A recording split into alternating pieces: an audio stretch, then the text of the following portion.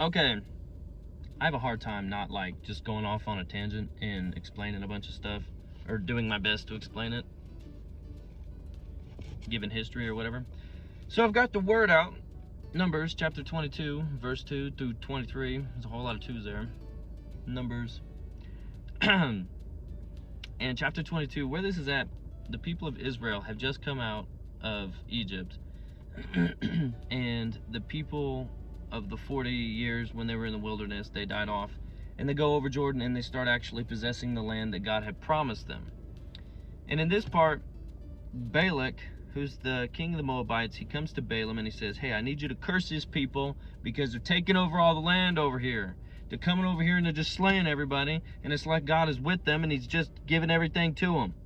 I need you to curse them. Can you do that for me? Can you do that for me? I'll give you a bunch of cattle, I'll give you a bunch of money and honor and all that stuff. Come on. And Balaam says, nah, man, I can't do it because God has come to me and he says, can't do it. Sorry, buddy. And Balak comes back to him a couple of times and says, hey, man, I need you. I gotta have you curse these people because you just gotta do it, man. And now, so this is Numbers chapter 22, verse. Let's start. Okay, we'll start in verse 20. And God came unto Balaam, because that's not the part where I want to talk about. The other part's very funny and I want to get to it. And God came unto Balaam at night and said unto him, if the men come to thee, rise up and go with them. But yet the word which I shall say unto thee, that shalt thou do.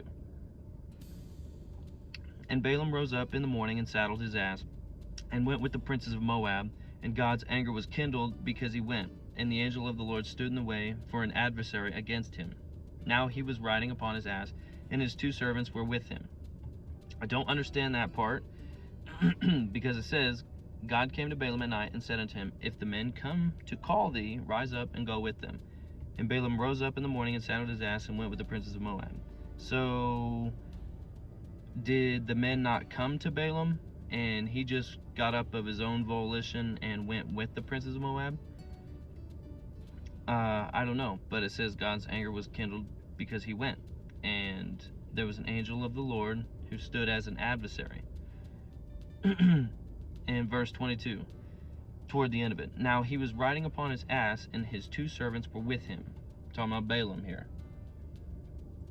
Balaam's riding a donkey, and he's got 2 servants with him.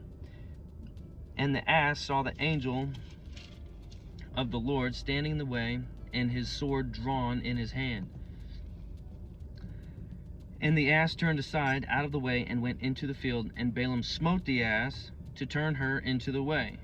So, like, they're going, and the donkey sees an angel with the sword in his hand, about to wreck him, and the donkey turns out of the way to go away from him.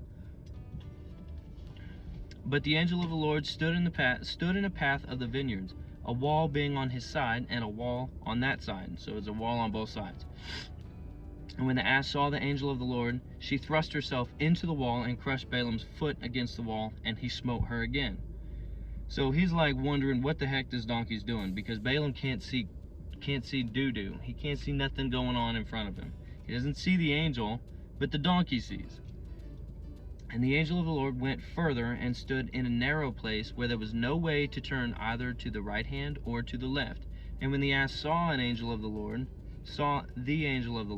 she fell down under Balaam, and Balaam's anger was kindled, and he smote the ass with a staff. So this time he's beating the donkey with a staff.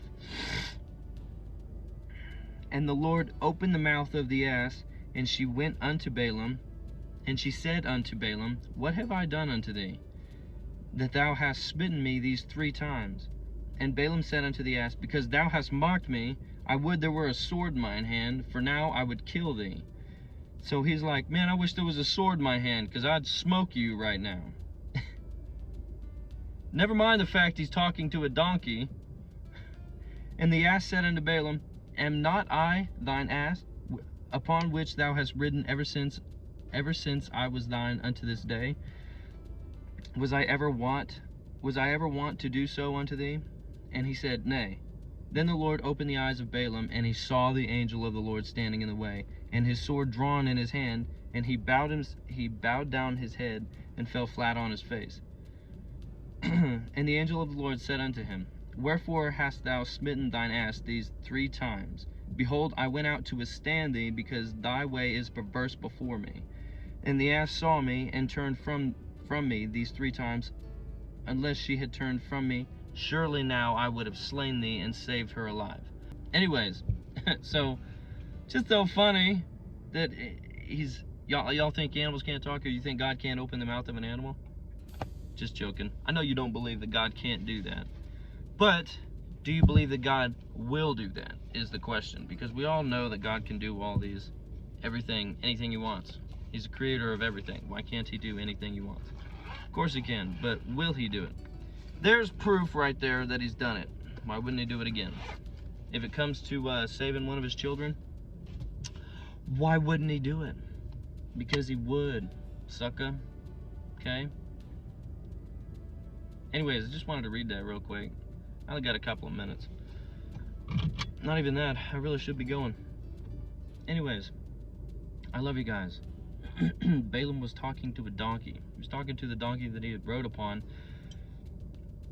since he was a child. And the donkey was sad that he was beating her. She was just trying to save his life. Anyways, I love you guys. Have a good day.